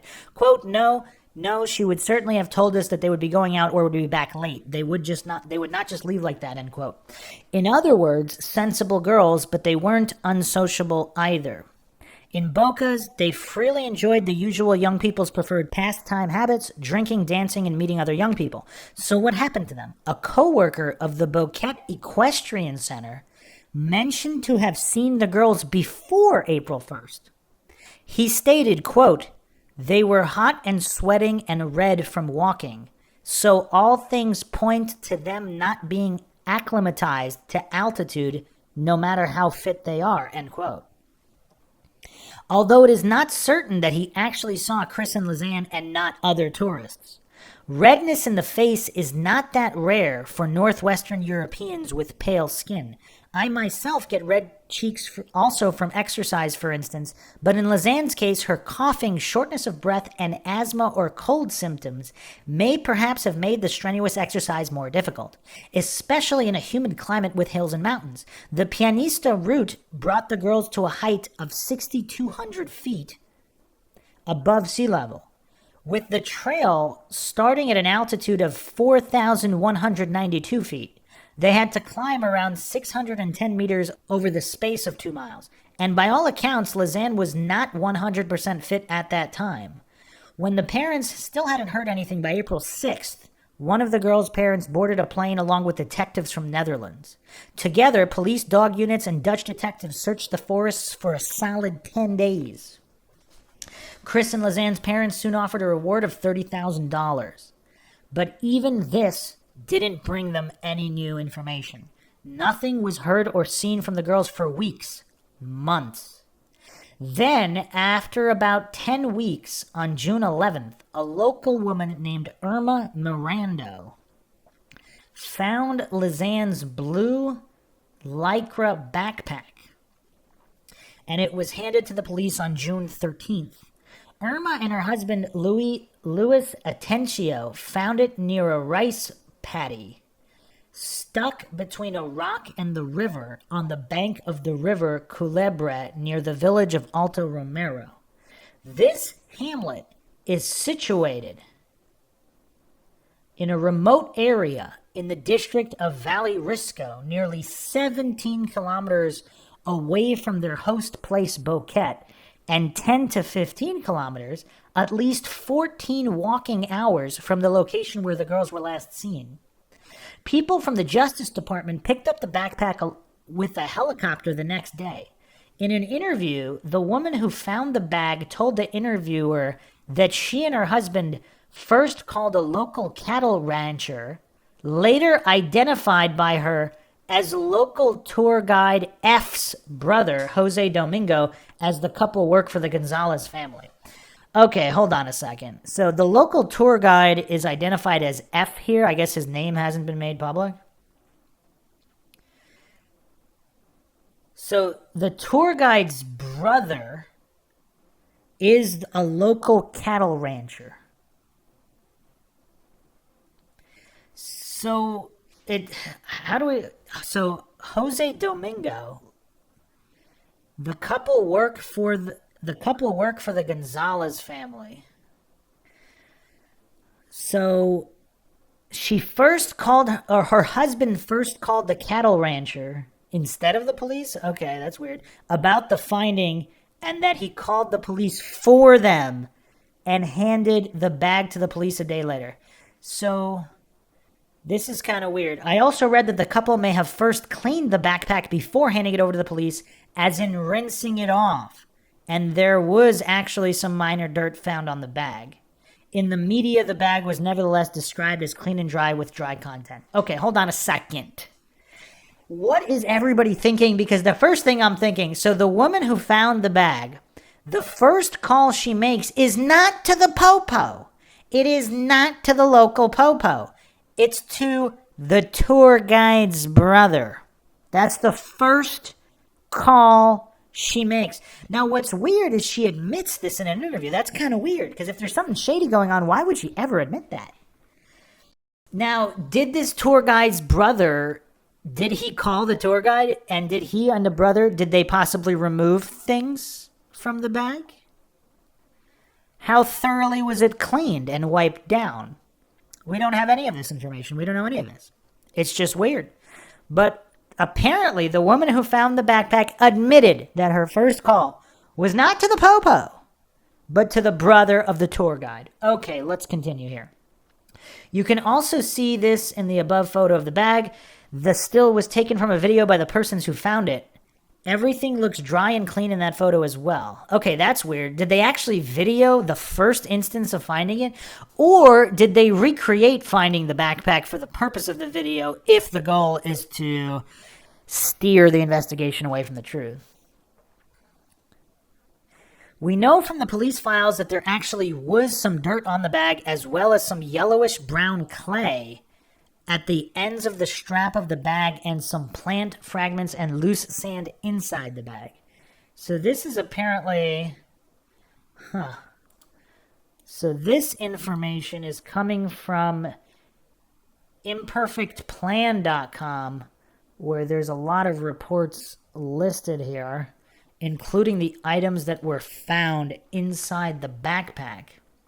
It was a Burton brand backpack, light blue straps, black accents, and a blue and purple pattern. Yeah, there's more info here. Let's go through this. Items uncovered, backpack and contents analysis by KRIS, posted on imperfectplan.com, March 16th, 2021. This is a brief analysis of the backpack and the backpack's contents, which were discovered by search teams after KRIS KREMERS and LISANNE FROON disappeared in Panama 2014. The discovery of these items were an important part of the investigation into their disappearance. If you're new to the case, please consider reading the main introductory article.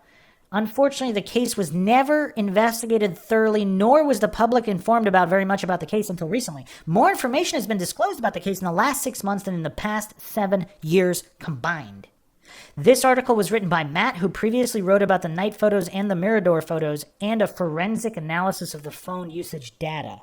Matt has worked closely with myself and Romain in order to find new info and move the case forward. Romain also published an article with his own analysis of the backpack contents in French. They actually have really good write-ups here. We'll be going through the photo analysis later. Backpack contents. This is Matt's findings. This article is based on official data that was made available to me by an anonymous source. Here I'll discuss the backpack that is seen in the day photos from the time it was found until it was forensically examined. Please note that the info is being withheld by the author to protect the privacy of people involved. Where this is done, it is marked with withheld. Also, the name of the person who found the backpack is changed to protect their privacy. The backpack was found on June 11th, 2014 by the Culebra River in the district of Valle Risco, community of Alto Romero, roughly 10 to 15 kilometers north of the Mirador. It was found by Jane Doe, who went to the river to take a bath. She noticed the backpack with some driftwood at the shore of the river near huge boulders and decided to investigate it. Upon opening it, she discovered that the backpack contained cell phones, a camera, and other items.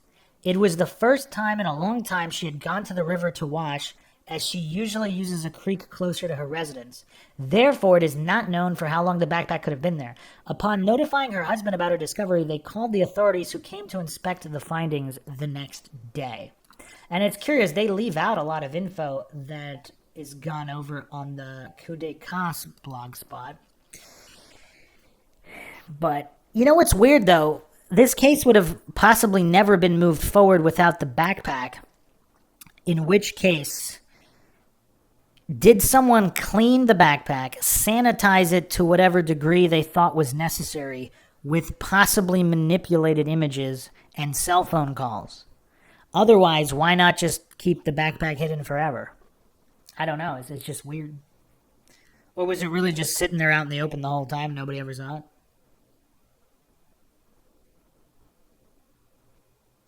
The following items were found inside the backpack. One black and dark gray Samsung camera with battery. Note by author, this is an error and means Canon, as the author confirmed on pictures that the camera shown matches the Canon SX270HS. One 16 gig memory card, one black camera case, one white Samsung cell phone with battery but no SIM card, and no memory card, and a light blue cover. Some money was kept under the case.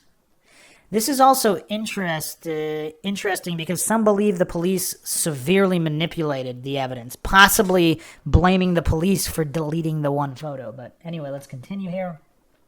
One black iPhone with red cover, one black bra, one flower pattern bra, one pair of pink rectangular sunglasses not worn or damaged. What does that mean, not worn? Ever? Like it was brand new? One pair of black round sunglasses not worn or damaged, one key with a blue keychain, one small personal item, I don't know what that means, a card stating the name L. Froon, date withheld, customer number withheld, a total of $88.30, one snail, and one small seashell. Note that pictures of the content of the backpack show a water bottle. A water bottle is, however, not listed as official content. So there's clear discrepancies all over the place here. In other official data, it is reported that there was also a small combination padlock in the backpack. It is noteworthy that no SIM card was reported to be in the Samsung phone, as later on there is a SIM card related to this phone. It is possible this is an oversight of the person taking the inventory, just as the brand of the camera seems to have been recorded incorrectly. Canon SX270HS. It is not known if the camera was still functional after it was found. However, on photos of the camera that the author has seen, it does not appear damaged. The SD card was accessible, which is not uncommon, since digital flash media can survive in water, especially fresh water, for long periods of time. Apple iPhone 4, it is not known if the phone was still functional. However, it was possible to take an image of its permanent memory. On photos of the phone that the author has seen, it does not appear damaged. Samsung Galaxy S3, it is not known if the phone was still functional. However, it is possible to take an image of its permanent memory. On photos of the phone that the author has seen, it does not appear damaged. Backpack DNA analysis. A total of 13 DNA samples were taken of the straps, zippers, and edges of the backpack. Out of the 13 samples, DNA was found in only 3 of the samples. Sample 1, DNA main profile, female A. DNA side characteristics, at least one unknown person, at least one of whom is male. Sample 3, DNA profile, female B. Sample 5, DNA mix profile, at least 2 unknown persons, at least one of whom is male. The fact that the backpack was outside for an unknown amount of time and in the water made obtaining meaningful DNA evidence difficult. No DNA match for the samples could be obtained from criminal DNA databases. The DNA samples is also not match the DNA of KRIS and LISANNE. The DNA from KRIS and LISANNE would have been on the backpack at some point, but was no longer present when the DNA samples were taken after the backpack was found. It is likely that their DNA was washed off in the water. If their DNA was washed off, then also the DNA of anybody who potentially handled the backpack before it went in the water would have also been washed off. There was confirmed DNA of 2 females and 1 male, and possibly more DNA profiles on the backpack. It should be expected that the DNA of Jane Doe and her husband was on the backpack, which explains 1 female and 1 male DNA.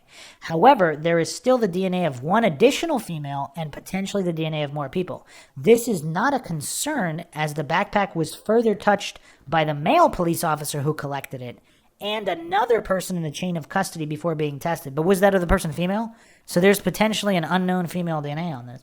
The DNA analysis should not be, well, actually, did they take the DNA of the Jane Doe? Because if her DNA doesn't match who's on the backpack, what does that mean? Obviously, it would be expected that it's hers, but was that actually done?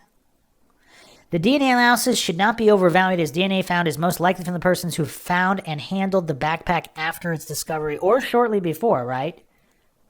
After the water, but before the discovery. If these are the culprits that set it up to be found. Huh. The other thing that's weird, like how somebody must have found the backpack after the fact, even if there was no foul play. If they somehow got separated, the phone, both phones are in the backpack.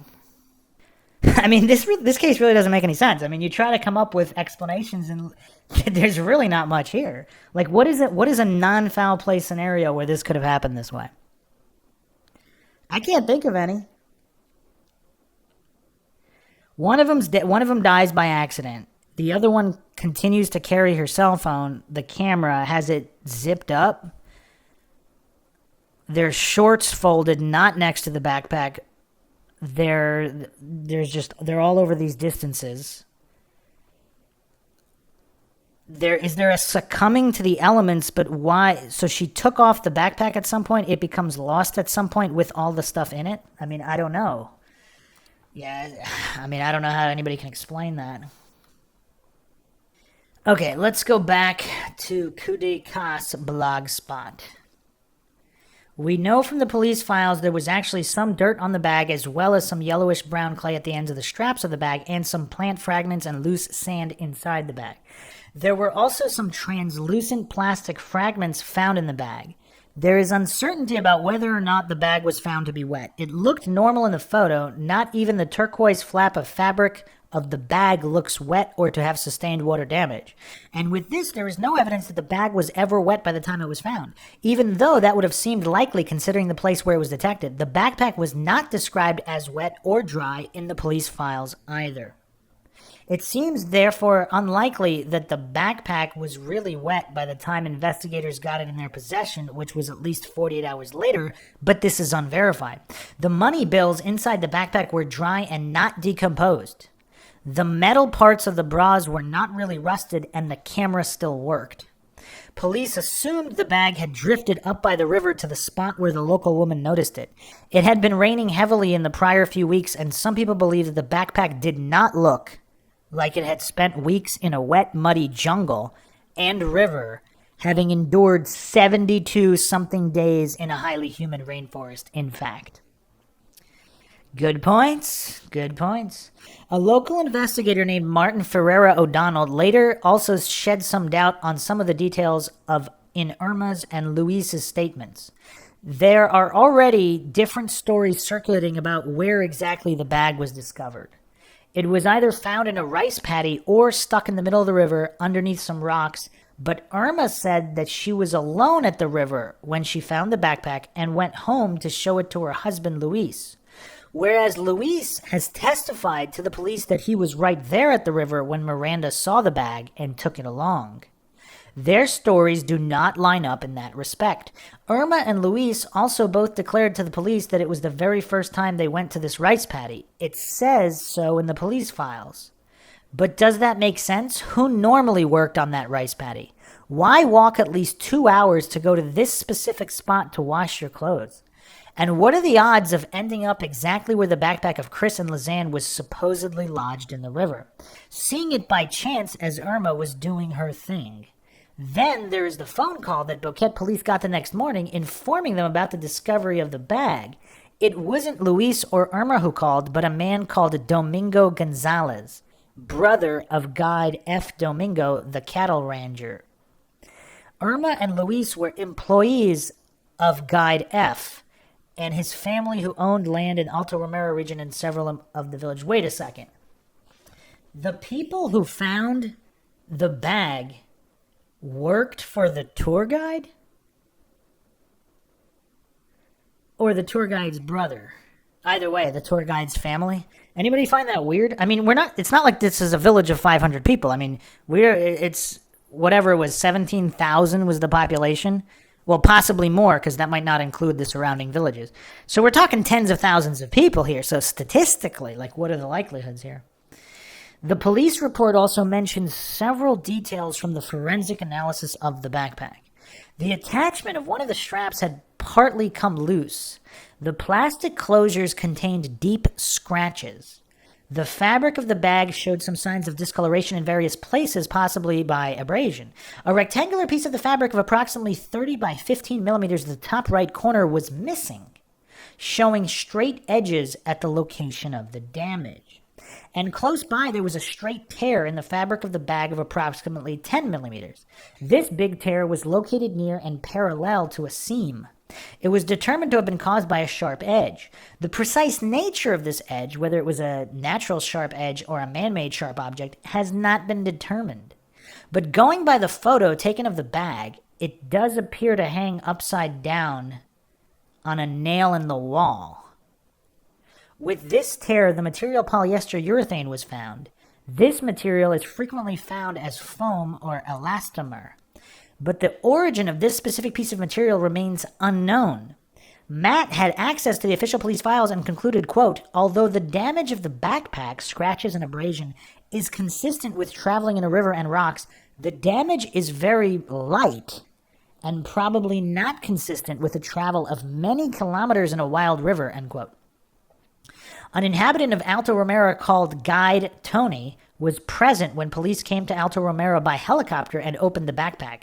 He told podcast makers that he saw it and says that despite being wet, the backpack was in pretty decent shape. Having extensively been exposed to the jungle for 10 weeks, it had held up. It was damaged but intact. He also mentioned that he saw how the cell phones and money, all those things, were taken out of the plastic bags.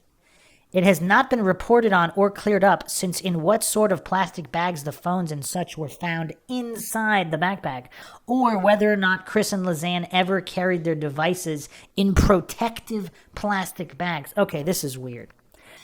So supposedly, this alleged witness said he saw the police handle the backpack, and all of these phones and camera were all in protective plastic bags inside the backpack. I mean, who carries that? I mean, who going for a light hike carries all their stuff that way? I mean, that's a little weird. I don't know. Soon after its discovery, a photo of the backpack started circulating in the Panamanian media. In this Panamanian news item, the photo of the backpack was shown on June 17th, 2014. It showed both the bag and its content, possibly providing the first real clues about what might have happened to the girls. Everything inside the backpack was in good general condition. In it were 2 folded up bras, 2 undamaged pairs of sunglasses, one pink, one described as black, both girls' mobile phones, a white Samsung Galaxy from LISANNE with battery, and a black iPhone with a red cover from KRIS. Neither looked damaged.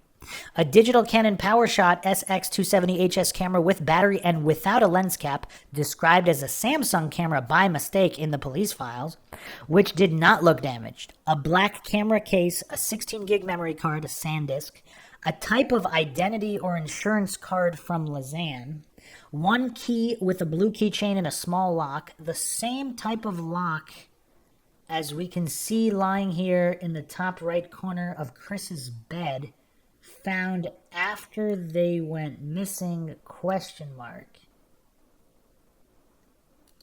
Wait, what? I mean, if they got a couple of these different types of locks, if this is after they went missing. It says here the same type of lock was found after they went missing? Huh. The bag also contained a snail and 2 small seashells. Also found inside the bag were 88 American dollars, $87 in cash, and around $1.30 in coin change.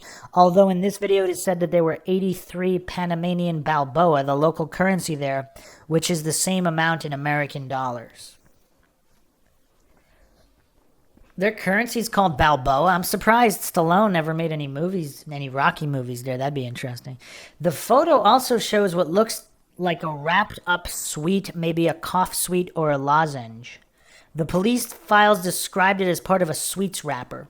The photo also shows an empty water bottle, one which can also be seen in some of the photos the girls took, like photo 491, where KRIS is shown holding up 2 water bottles.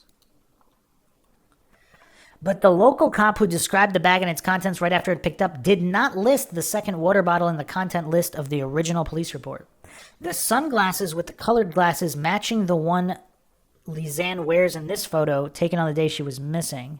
But KRIS seems to wear brown sunglasses there, not purplish ones like the one pictured with the bag.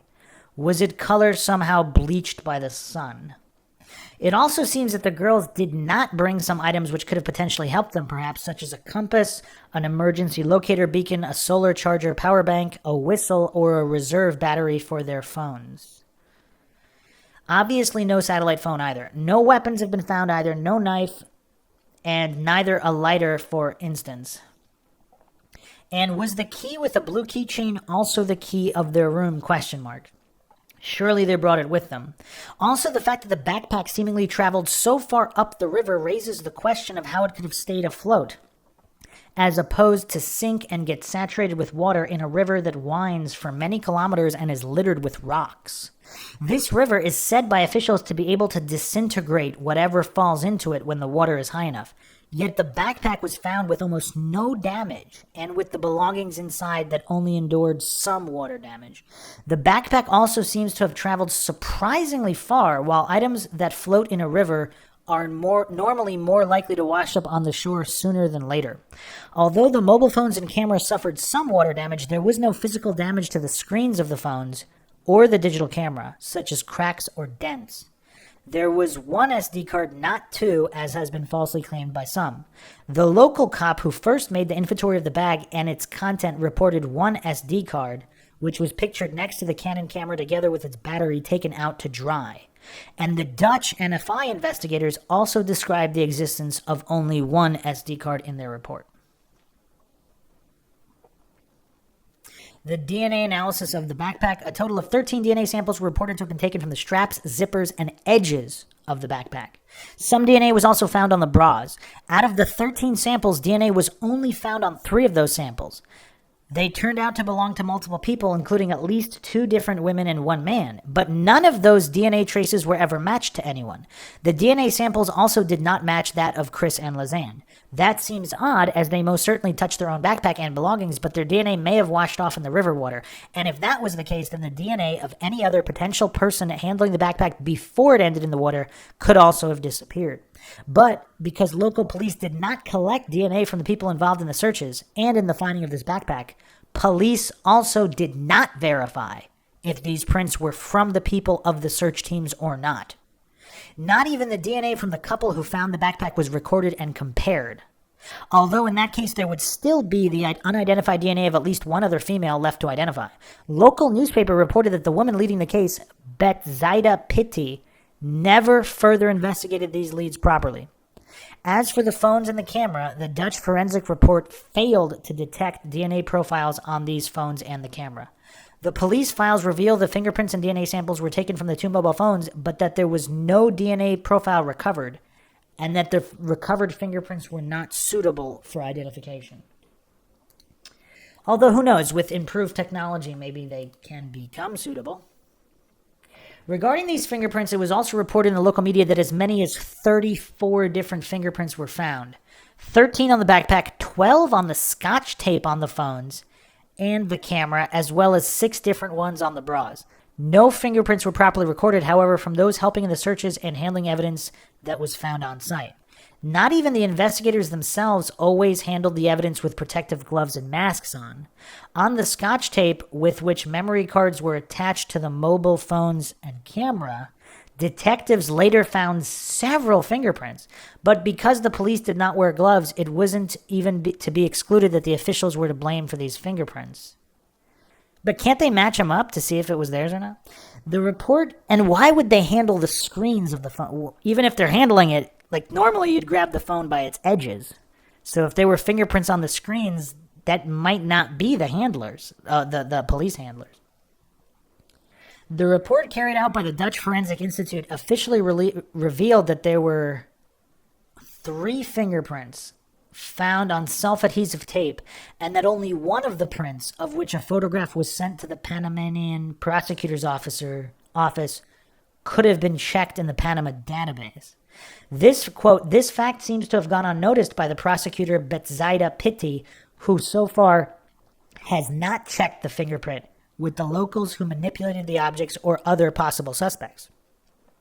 According to the lawyer Enrique Arocha, defense of the Kremers family, the prosecutor has not taken a statement from the people who handed over the young woman's belongings to the prosecution, and neither has she collected the DNA found on the clothing and other belongings of the girls, he confirmed, end quote.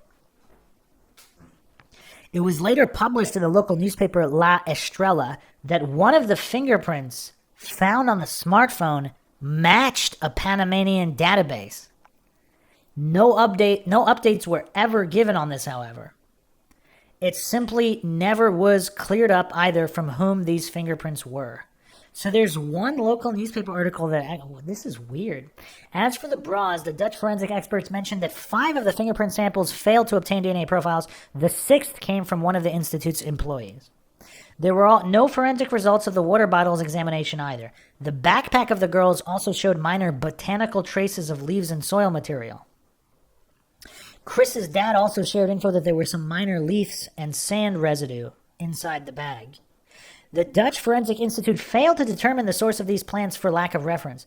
The task was forwarded to the Panamanian prosecution, but to date there are no reports of Pitti having compared these botanical results with the vegetation at the site where those belongings from the girls were found or the surrounding area. Yeah, there's really... Why was nothing done here? This is messed up. Prosecutor Betzaida Pitti also claimed to a local newspaper that the backpack had signs of dragging. No photo evidence of this has been shared in the media to this date. Quote, this suggests, she explained, that the foreigners could have been pushed by one of the tributaries of the river called by the locals as the Culebra, which flows up into the Changuinola River in Bocas del Toro, end quote. In one of the first articles on the matter, the families of Kris and Lisanne expressed their disappointment in the leaking of the footage of Lisanne's backpack. Quote, the family finds it very distressing that these photos appear in the media. They also show bras, which is, of course, not pleasant, end quote. So, in the next episode, we'll be going over all of the media, the photos, what can be extracted from the data. Were they manipulated in some way? Some people believe most of them are photoshopped. And then, of course, there's the question of the deleted image or the missing image. And we will continue to examine all the different theories here. But this is one of these infamous unsolved mysteries, so to speak, that I actually think there might be enough hard evidence to actually come to a definitive conclusion. And I might, if there is, I might have to make it, because I don't know for any other case, because obviously this is Mind Check. I don't claim anything is true or untrue. However, I can give what appears to be the most likely theory given the current information available. If new information obviously becomes available, then we can now re-examine. But this might be the first case where I might actually have to give an official Mind Shock opinion, but one step at a time, plenty more to come. Just, this is one of the most haunting cases, as I've said before. That's why it's taken me so long to start this true crime series. And I don't think it's just me. I think whether it's cosmic consciousness or whatever, just looking at some of these images, it's almost like I think most people know something bad happened here. And it seems like a lot of the mentally weak true crime community members who discuss this case, they just don't want to believe that it was foul play. Even though they know that murders occur. Even though they know that this happens. And in going through this, I've actually found quite a few other cases of tourists gone missing and or murdered in this particular area within 40 miles. So just looking through the case here, I did not have this information at the very beginning of the podcast. It's just looking more and more likely that it is foul play. However, we will continue to examine each and every scenario with the available evidence, but I think the majority of people that are haunted by this case, that just can't stop thinking about this case, it's like all humans know that something bad happened here. We might not know exactly what it is, but the coincidence stack is just getting started. The more I looked at this case, the more and more coincidences popped up and continue to pop up that have no reasonable explanation if they simply got lost on this popular trail surrounded by houses and homes. And it seems like something far more sinister occurred, and that doesn't mean the whole town is in on it. That means a lot of people could be scared. Like the people who found the backpack, they look more scared than anything to me. I don't think, I mean, if I had to guess, again, I'm not saying anything's true or untrue. If I had to guess, I don't think that woman and that man harmed these girls. They might know who did, though. They might have even been put up to so-called discovering the backpack. Who knows? Or even if they weren't, they clearly look scared. Why would they look that scared? I don't know. But we will attempt to get to the bottom of this in typical mind shock fashion with logic and reason at the forefront. You want to help support the podcast, you can donate to our PayPal. Just check the link in the description. You can also become a YouTube member right here on YouTube. Help support the channel that way. Make sure to subscribe, like, and share. Twitter, Facebook, Reddit, Patreon. Patrons do get priority for case topic, logical analysis, co-podcaster requests. You could also be a guest on the podcast depending on your tier. Questions, comments, theories, thoughts, suggestions, rebuttals, debunkings of any kind. Leave them in the comments section. This is Bruce McGuire signing off. Catch you guys next time.